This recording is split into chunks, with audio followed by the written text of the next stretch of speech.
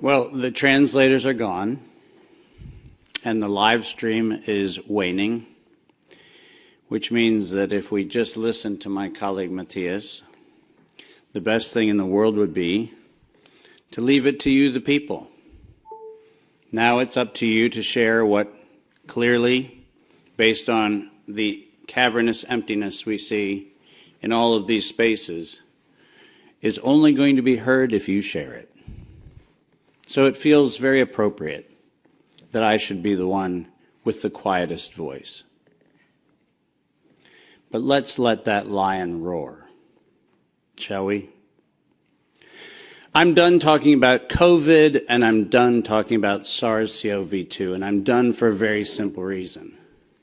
For 110 years, we, the people of the world, have been lied to. We're a group, a very small number of criminal, industrial conspirators decided to subordinate the entirety of the human population for the purpose of their sinister plans to enrich themselves while impoverishing and killing the rest of humanity. And I'm done being polite. We've long passed polite. When the words acceptable death rate become part of an industrial norm, we have lost the plot of humanity. And that's not my words. Those were the words of the World Health Organization and of Pfizer and of Moderna when they were given the authorization to begin the process of killing human beings in the interest of advancing their goals. Next slide. And I'm also not going to sugarcoat this. This is a criminal cartel. We are acting as though there's some sort of redeemable quality somewhere in some esoteric layer that somehow or another the World Health Organization must have some salutatory benefit. Well, I'm going to tell you, since its formation in the 1940s, the World Health Organization has been nothing more than a criminal cartel that has a sole and singular intent. And I will show you the document that proves what I'm saying. This is not an allegation. This is actually provable by their own words in their own hand. And they use a four-step process to execute every one of their nefarious plans. They begin by planning an exercise, then they go to the business of funding that exercise, then they create the rationale for the thing that they're going to do, and then they deploy and profit from it. And in violation of 15 U.S. Code Section 19, which for those of you listening, coincidentally started with the Clayton Act in the same year that the World Health Organization in the United States, 1913, the same year the World Health Organization's progenitors also started. So I find it fascinating that we passed the Clayton Act in 1913 and we set in motion 110 years ago the criminal conspiracy which we now call the World Health Organization. 110 years later. And in violation of TIFU, or TEFU, I don't even know how to say it, the TFEU, the treaty allegedly for the functioning of the European Union, which I think needs to now be called the Treaty for the Dysfunctional European Cabal. Article 101 unambiguously lays out the conditions that this was never a public health anything. It was racketeering for the purpose of instilling terror to adapt the behavior of a population. Period. That's what it was. That's what it always was. And we can come up with every theoretical argument we want to make about things, but the problem, even with the theory that we had an outbreak of something, is falsifiable for the data from Zurich that shows us that in the year of the death pandemic of the globe, life insurance companies paid $30 billion less in claims. Now, if there's a medical professional or a social professional or anybody else who wants to debate that we could develop a virus cunningly that could find out your bank account, your insurance policy statements, and whether you're paid up on your premiums, that's a big ask. It turns out that the data is unambiguous. We did not have a pandemic. We had genocide. And we need to call it what it is. Next slide. When I say we planned it, let's make sure we understand exactly the not-so-fine print of the fine print. And I want to call your attention first to the right-hand column of this slide. This is the 2011 data that the World Health Organization, the Wellcome Trust, PATH, and the Gates Foundation did on their wonderful worldwide program for a malaria vaccine for children under the age of 6 months of age. And in their clinical trial, it's helpful to point out that they murdered 66 children in the vaccine group and then cunningly used the term control for a control group in which they murdered 28 children. Now, the reason I said murdered, and the reason why I use that term, is because it's exactly what it was. Because it turns out that this control group was not a saline injection. It was not some sort of innocuous, innocent thing. It was actually a cocktail of other known pathogenic disease-carrying injections. The control group was known to kill people, and the experimental control group was actually theoretically maybe going to kill people. And what we did was we actually went ahead and murdered them all.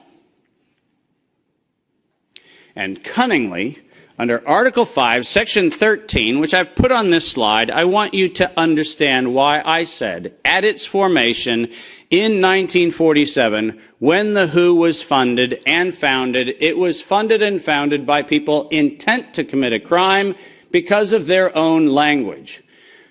Section 13 of Article 5 ends with the following statement: immunity from personal arrest or detention, blah, blah, blah, immunity from legal process of every kind.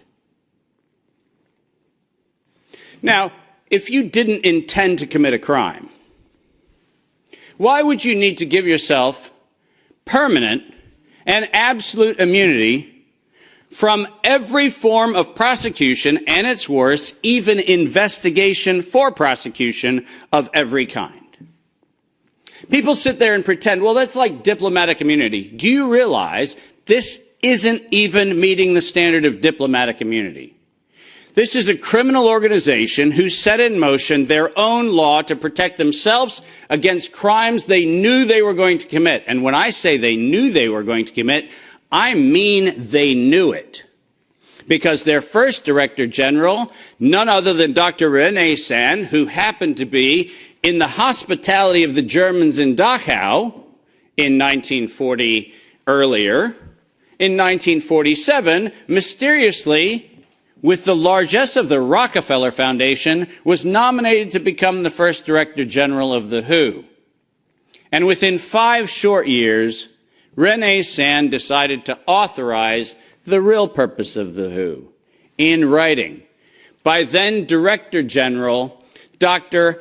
Brock Chisholm, who advocated for population control as its primary objective. Does that sound like public health to anyone in this room? This is not public health. This is the advancement of the same genocidal program that began with the Carnegie Foundation's funding of the eugenics office at Cold Spring Labs in the United States in 1913 under the philanthropy of Andrew Carnegie. People, stop fooling yourself. We debate the leaves on the tree of what we call this pandemic thing, but we're not going to the root. This was an organized crime, racketeering entity set up to give itself first absolute immunity and then execute its plans to make sure it controls who lives, who dies, and who gets any chance at life.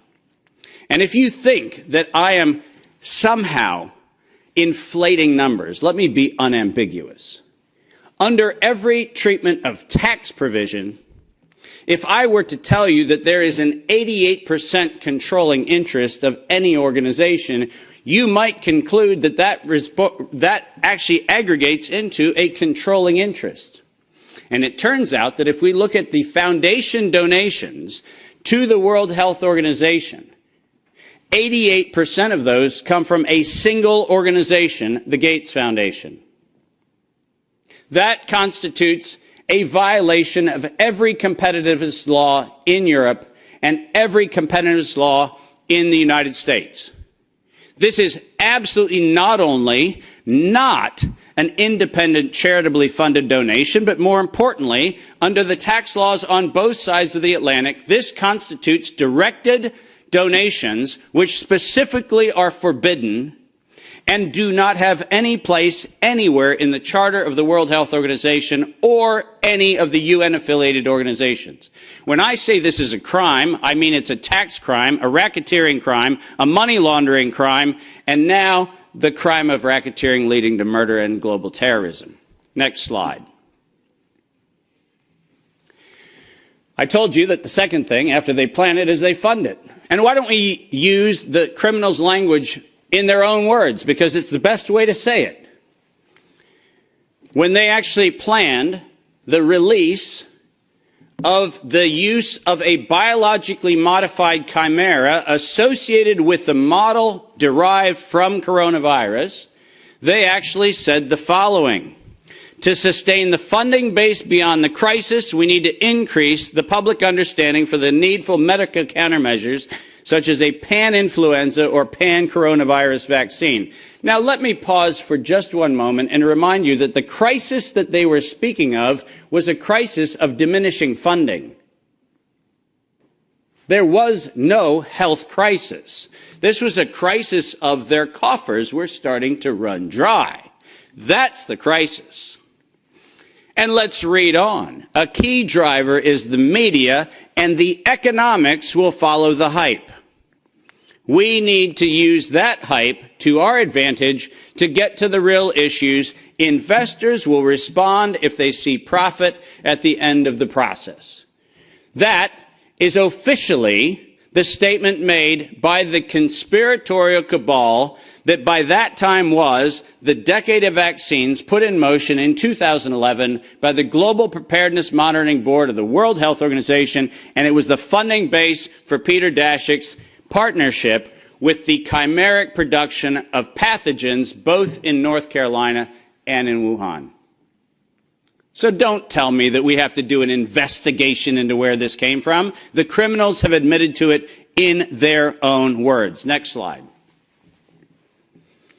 And now we get the fun one that no one in Congress is willing to address, which is the elephant in the room.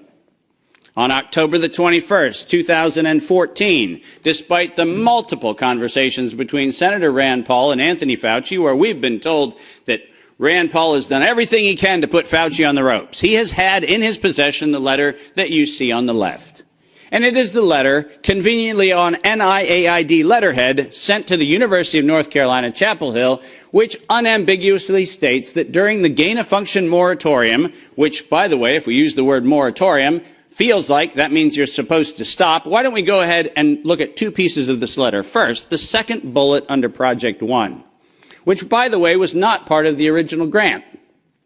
This was to look at the novel functions of the virus pathogenesis in vivo. You know what that means? In living systems.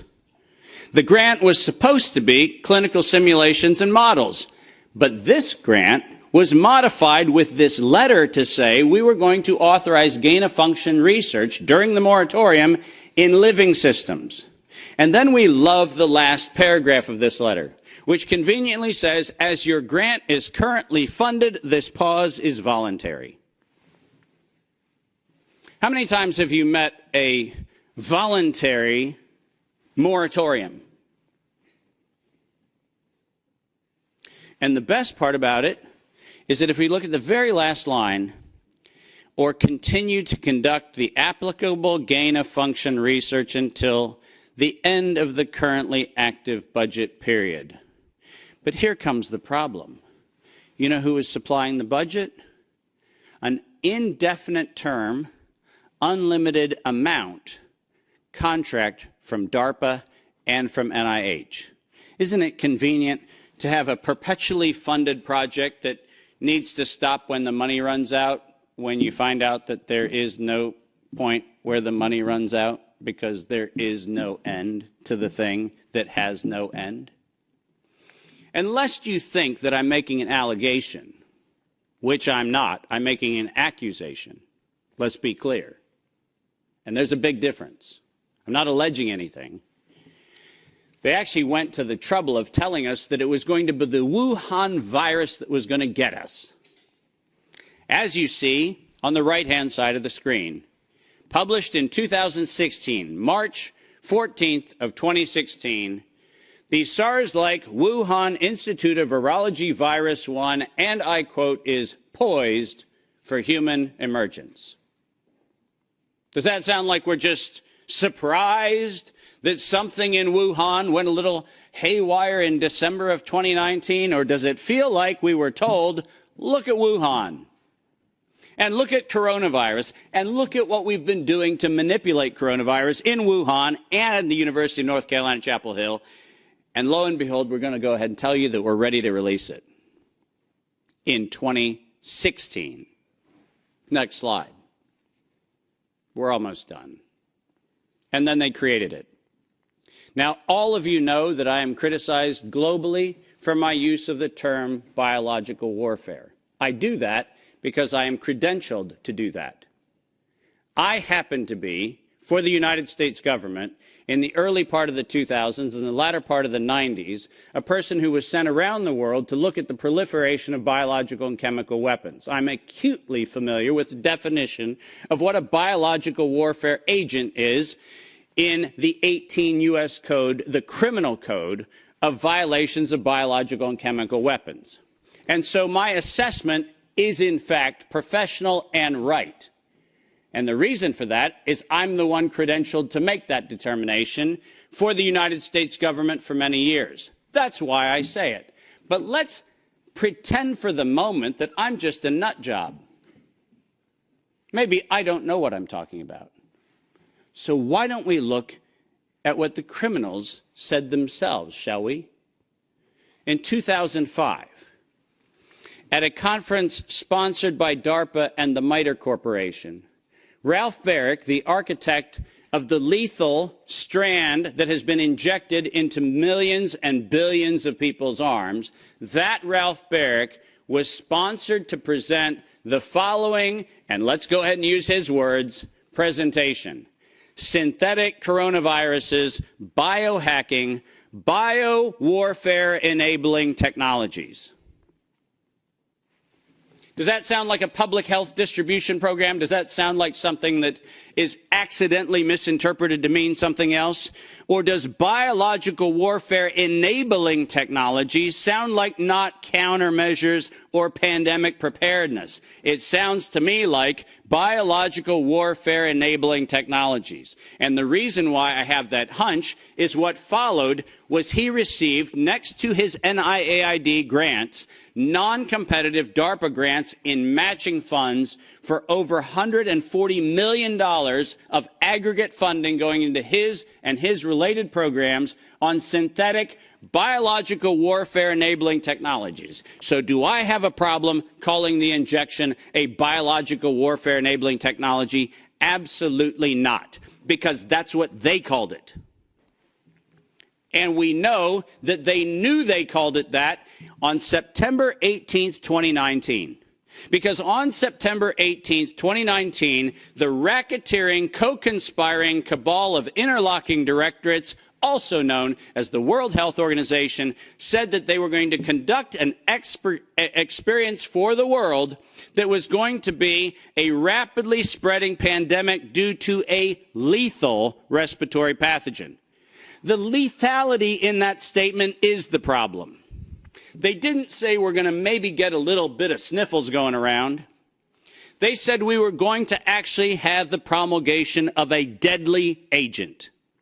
And the stated reason, in September 2020, the progress indicator is that the world would accept a universal vaccine. Not, we'll look at other options of treatment. Not, we'll have a look at what might be early intervention, as Dr. McCullough has so clearly advocated for in many, many, many instances. Not that. We stated on September 18th, 2019, we were intending to kill. And we were intending to kill to create the fear that would drive people to accept something that without coercion, no one would have accepted. And that's published by the criminal racketeers. Next slide, and there's only 2 to go if you're following. Deploy and profit from it. We were told investors will respond if they see profit at the end of the process, and lo and behold, guess what they saw? Profit at the end of the process. 2022, $100 billion for Pfizer of public funds. Moderna, after lying to the Congress in October of 2020 when they were asked to actually verify whether NIAID was promoting an injection that would enrich NIAID, where Anthony Fauci and the entire team at NIH said that they had no financial interest in their recommendation, they receive a back payment royalty of $400 million for the first payment of the royalty. $400 million. More than any Institute of Health has ever received in a single payment for a single invention in the history of American medical research. And lo and behold, what do we receive after that? A request from the World Health Organization to expand its budget by 11% to make sure that the people who profited from it donate to it. And guess what they just did? They laundered the money right back. That's what they did.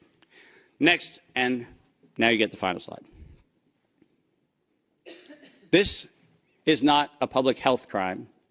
This is actually not a constitutional crime. This is a criminal act done by a criminal institution established to enable criminal behavior since its foundation in 1947. That is what this is. And we should not be debating the merits of democracy or liberty or anything else, as irrational as that would be if we stood at a bank robbery and debated the merits of printing dollar bills. The problem is not the dollar bills, it's the bank robber. And the problem here is not health, and it's not public health, and it's not the suppression of information and the suppression of dissident views and the absolute unconscionable treatment of physicians around the world and academicians around the world who spoke out against this. That's not the crime. The crime is that we had criminal racketeers who conspired and developed a, quote, emergency. The same criminal racketeers planned, manufactured, and did all agency capture to make sure that you were told that you would use terms that they tell you to use. Vaccine, face mask, health, social distancing, none of which had ordinary use definition. So we just used them. Criminal racketeers price fixed with interlocking directorates where known competitors came together and fixed prices in direct collusion in violation of both European Union standards and in violation of both the Sherman and the Clayton Act in the United States. These were crimes. It was organized crime, and we should treat it as such. Criminal racketeers publicly lied under oath, and this resulted in the death and destruction of liberty, and most importantly, the death and destruction of the integrity of well-meaning people who sit here today doing everything they can within their power to try to treat the calamities created by this catastrophe. I will not for a moment denigrate the multiple contributions of amazing academic and medical professionals who've tried desperately to step into the gap and stop the corrupt outcomes of these crimes. But I will, without doubt, say the following. Until we treat this as a criminal conspiracy of criminal racketeers resulting in global terrorism for the purpose of profiteering and murder, until we have that conversation, we're having the wrong conversation. Because we are not here to debate the merits of a modified agreement for a criminal racketeering organization. We are here to end the criminal organization itself. This is my call to every single person on this planet. Don't just limit the power of the WHO. Destroy the WHO. Thank you very much.